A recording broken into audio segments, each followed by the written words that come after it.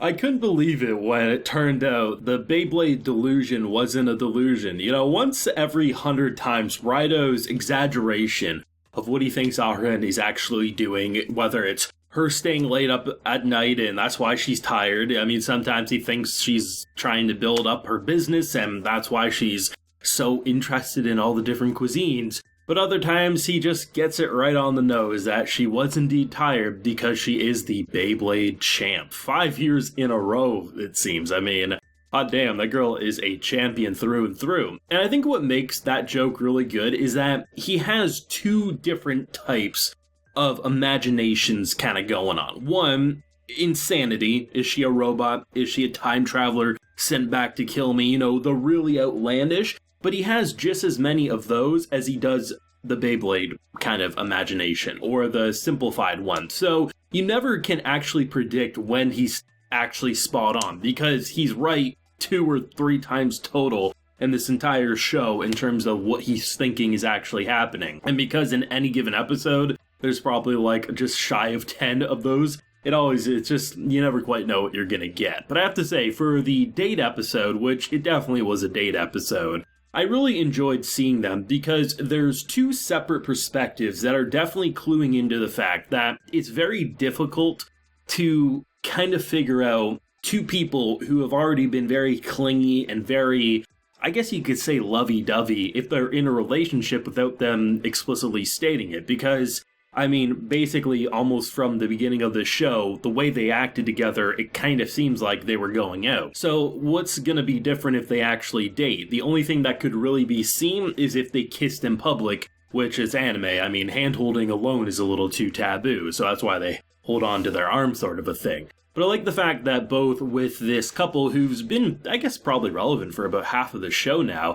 the fact that they have their own little chemistry brewing, the fact that they're childhood friends, they have that trope going for them. And it was cute to see because even within this episode of them trying to figure out are they actually dating, because there's these little small cues that seem like it indicates as such. The one that happened on both times in the episode is that when Aharen is holding on to RAIDOU, it seems like she's gripping a little harder these days. I mean, the general people will just automatically assume they're dating given the clinginess or the fact that it might be a younger sibling. But I love the fact that in this episode, they also had the girl who's been very competitive with Aharen. The fact that she clued in, like, the exact same thing. And the fact that she straight up calls them out for going on a date. And they're like, wait, is this a date? And they're like, well, I mean, that's everything you're doing together is essentially a date. And the fact that she continuously gets flustered, I love it. Because they definitely were establishing in this episode, there's probably going to be a little bit of drama with our favorite stalkerish friend who apparently is nowhere to be seen. Not on the rooftop, not in the closet, not anywhere, right? And then after the credits, we see her slice up a storm, and it seems like she's going to challenge RAIDOU. Either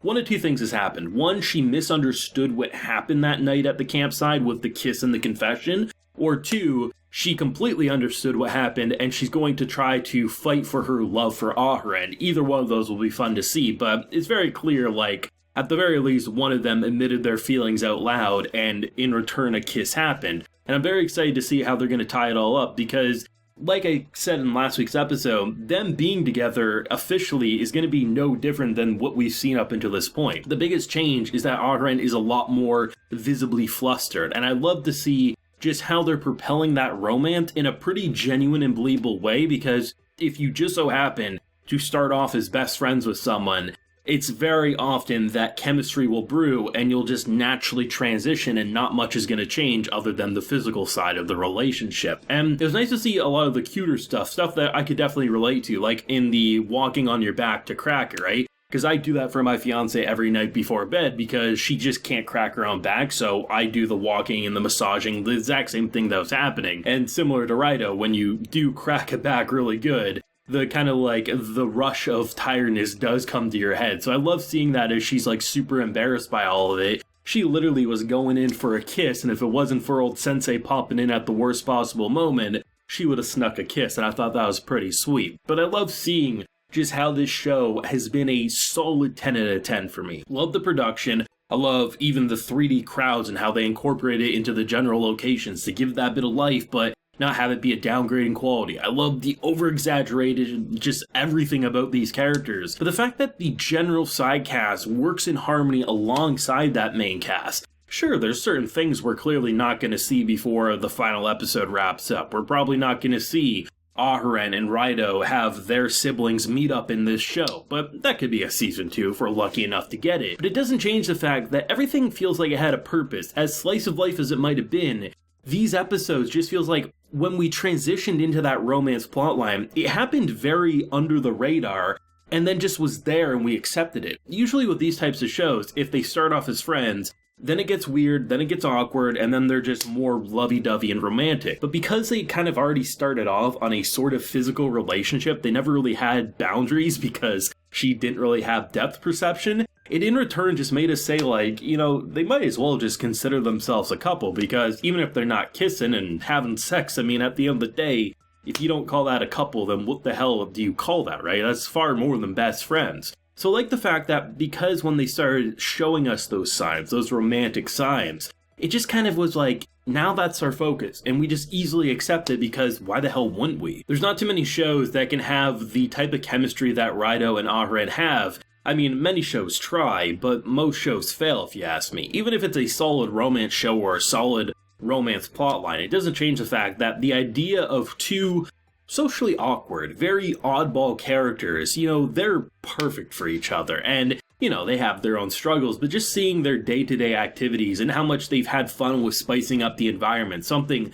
in the earlier videos I was hoping they would do. And whether it's going to the mall in this episode or the numerous, like, what you typically see as, like, the final episodes, festivals and things like that you did that earlier in the season, so then when the romance kicked in, you really didn't expect it, because the episodes that normally trigger romance didn't really have the big signs of it. And it's just really great to see how far the show has come, because if you go back, I mean, I was pretty positive in the first episode, and shortly after that, I was like, holy shit, this is going to be one of this season's best. And the reason I covered it wasn't because I thought it was going to do well for videos, views, and stuff like that. It was just because, like, this is, like, going to be one of the most fun shows to talk about week by week. And luckily, there's been an audience who enjoy watching the videos, but goddamn, like, the show is what's kept me here, like, through and through. It's just, I could gladly cover this show for 10 seasons, and by that point, it would get, like, 50 views a video. But goddamn, it's hard not to want to gush about this one when it really just hits everything that I love about this type of anime in one sweet package that doesn't overstep, doesn't overdo it, and the exaggeration is done in such a way that it's just a very funny addition rather than a kind of eye roll of subtraction, which similar shows as of late kind of feel like they do. They try to go overboard, but then it just becomes like, I wish we just focus on the main couple, where here they do that and they don't bloat the side cast. They keep it nice and relatively small, but meaty in substance when it counts. And I'm excited to see how it's all going to wrap up. But thoughts, if you have any down below, leave a like if you enjoyed and subscribe if you're new around here. Till next time, everyone, please take care and have a good one.